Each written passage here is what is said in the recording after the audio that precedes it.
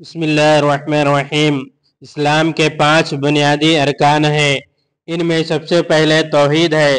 توحید کے معنی اللہ کو ایک ماننا، دل سے اقرار کرنا کہ اللہ کے سوا کوئی عبادت کے لائق نہیں اور محمد صلی اللہ علیہ وسلم اللہ کے رسول ہیں۔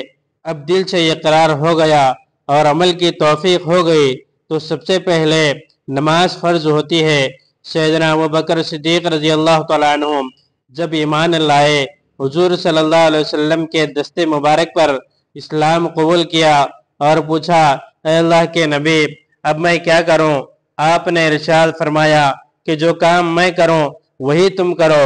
چنانچہ حدیث میں آتا ہے کہ حضرت ابوبکر صدیق رضی اللہ تعالیٰ عنہ نے نماز پڑھی اور خدا کا شکر ادا کیا کہ یا اللہ مجھے جیسے بندے کو اپنے رسول صلی اللہ علیہ وسلم کا رفیق بنایا اور اسلام کی دولت سے نوازا۔ معلوم ہوا کہ کلمہ توحید کے بعد سب سے اہم اور ضروری عمل نماز ہے جو بندے پر فرض ہے۔ حضور صلی اللہ علیہ وسلم کو نماز سے بے پناہ محبت تھی۔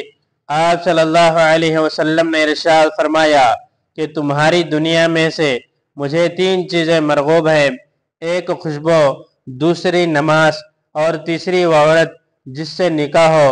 خوشبو اللہ کے نبی صلی اللہ علیہ وسلم کو اس لیے پسند تھی کہ خوشبو سے دماغ معطر ہوتا ہے اور خوشبو سے پاکیزگی حاصل ہوتی ہے اور روح میں تازگی عطا ہوتی ہے، اور خوشبو لگانا جملہ انبیاء صلاۃ و سلام کا طریقہ ہے، اور یہ کہ خوشبو جنت کی نعمتوں میں سے ہے۔ اور نماز کے تعلق سے ارشاد فرمایا، الصلاۃ معراج المؤمنین، نماز مسلمانوں کی معراج ہے۔ مومن بندہ جب نماز پڑھتا ہے تو وہ اللہ تعالیٰ سے چپکے چپکے باتیں کرتا ہے۔ نماز ایک ایسا عمل ہے جو انسان کو اللہ سے نزدیک کر دیتا ہے۔ حدیث پاک میں ہے، جب بندہ سجدے میں ہوتا ہے تو اللہ تعالیٰ درمیان سے 70,000 پردے اٹھا دیتے ہیں۔ بندہ اللہ کے بالکل نزدیک ہوتا ہے اور پھر وہ بندہ سجدے میں جو مانگتا ہے اللہ تعالیٰ اس کو عنایت فرماتے ہیں۔ نماز کے تعلق سے ارشاد فرمایا، الصلاۃ معراج المؤمنین، نماز تمام مسلمانوں کے لیے معراج ہے۔ معراج کے معنی ہے ذریعہ، سیڑھی، یعنی اللہ تعالیٰ سے ملاقات کا ایک واسطہ۔ مسلمان نماز پڑھتا ہے تو اللہ تعالیٰ سے ہم کلام ہوتا ہے۔ دنیا میں اگر کسی منسٹر، وزیر اعظم یا کسی بڑے آدمی سے ملاقات ہو جائے تو ہر ملنے والے سے اس کا تذکرہ ہوتا ہے، اخبار میں آتا ہے، ریڈیو پر نشر ہوتا ہے کہ فلاں صاحب کی بڑی عزت ہو رہی ہے کہ ان سے گورنر نے بات کی ہے۔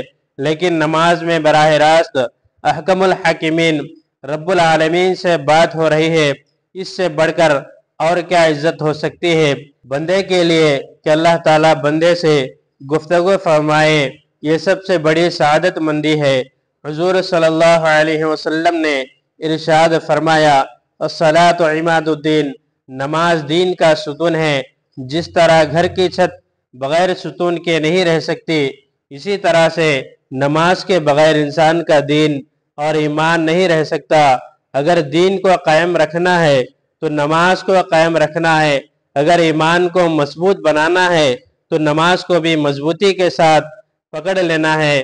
قرآن کریم میں رب العزت نے جگہ جگہ ارشاد فرمایا، کتابوں میں لکھا ہے کہ قرآن کریم میں اللہ رب العزت نے 800 مقامات پر نماز کا ذکر فرمایا۔ اقم الصلاۃ، اقم الصلاۃ، اور اپنے بندوں کو نماز کی طرف متوجہ کر کے فرمایا، وارکعوا مع الراکعین، رکوع کرو رکوع کرنے والوں کے ساتھ، واسجدوا مع الساجدین، سجدہ کرو سجدہ کرنے والوں کے ساتھ۔ اور کسی مقام پر فرمایا تم ذکر کرو ذکر کرنے والوں کے ساتھ۔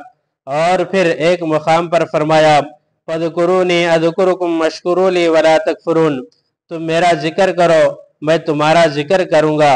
حضور صلی اللہ علیہ وسلم اور صحابہ کے زمانے میں تمام مسلمان نمازی تھے، کوئی ایسا نہیں تھا جو بے نمازی ہو۔ یہاں تک کہ منافق کو بھی نماز چھوڑنے کی ہمت نہیں ہوتی تھی، اس کو یہ ڈر ہوتا تھا کہ مسلمان منافق کہیں گے۔ امت مسلمہ جہاں بہت سی چیزیں کھو چکی ہے، और उम्मत का शहराजा बिखर चुका है।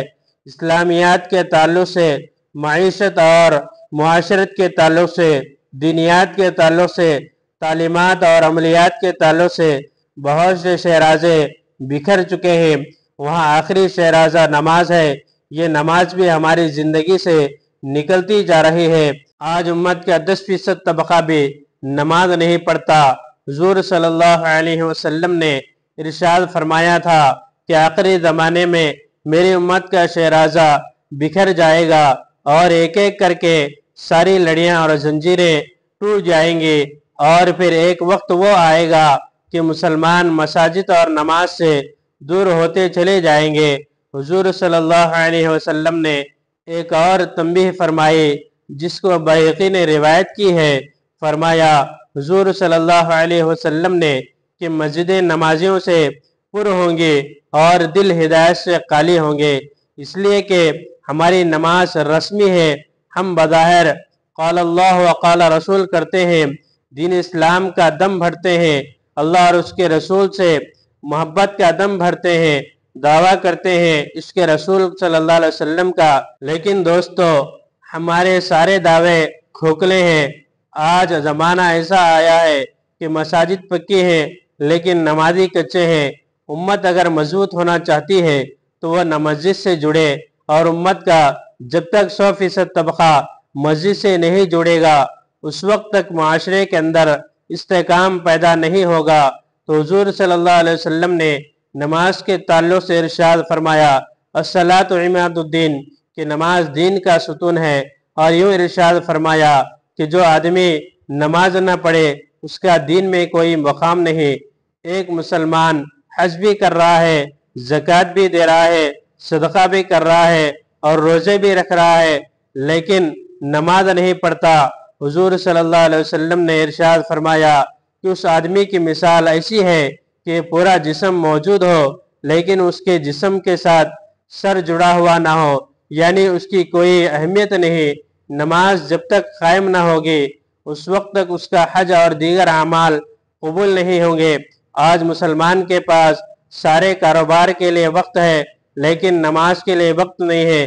पहले मुसलमान थे कि नमाज और इबादत के बाद जो वक्त बचता उसमें काम किया करते थे, लेकिन अब कामों से जो वक्त बचता है उसमें भी मुश्किल से नमाज पढ़ते हैं और इसमें भी बड़ी भाग दौड़ की नमाज होती है। हुजूर सल्लल्लाहु अलैहि वसल्लम ने इरशाद फरमाया कि बहुत से लोग ऐसे हैं जो नमाज में भी चोरी करते हैं। साहबा ने पूछा, या रसूलुल्लाह सल्लल्लाहु अलैहि वसल्लम, भला नमाज में कैसे चोरी होती है? आप सल्लल्लाहु अलैहि वसल्लम ने फरमाया कि नमाज की चोरी यह है कि उसके रुकू और सुजूद ठीक से ना किए जाए और उसके अरकान अच्छी तरह से अदा ना किए जाए। अल्लाह ताला इसी नमाज से पनाह में रखे और सबको पक्का सच्चा नमाजी बनाए। आमीन। इस तरह के और वीडियोस के लिए हमारे चैनल को सब्सक्राइब करें, बाजू में लगे बेल आइकन को प्रेस करें, ज़्यादा से ज़्यादा शेयर करें।